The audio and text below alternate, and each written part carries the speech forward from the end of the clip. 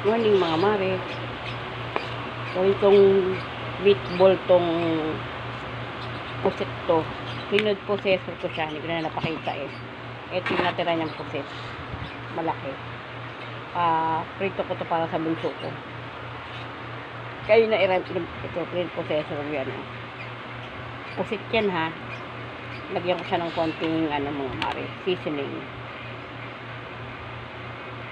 Lagyan ko na siya ng egg, paminta. Yung food processor mga mare, sinabay ko na yung bawang at saka sibuyas sa food processor. Iba naman luto kasi malamang sa luto sa pusit, adobo, prito, yung isang meatball. Kasi meron din akong mga mare, nagpaksiw ko ng ilang piraso namin ulam ng jowa ko, ng mister ko. Ay, ang init.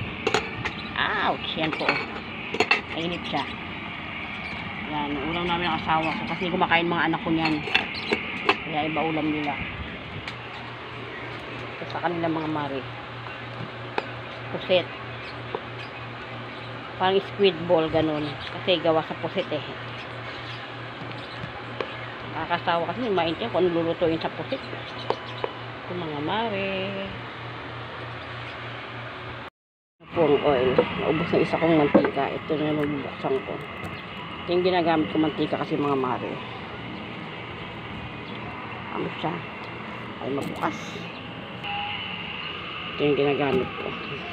Kala ko naka-open camera, binuksan ko. Hindi ko tuloy napakita pag open. Ito yung ginagamit ko kasi para sa cholesterol. Pero good na good yan mga mare.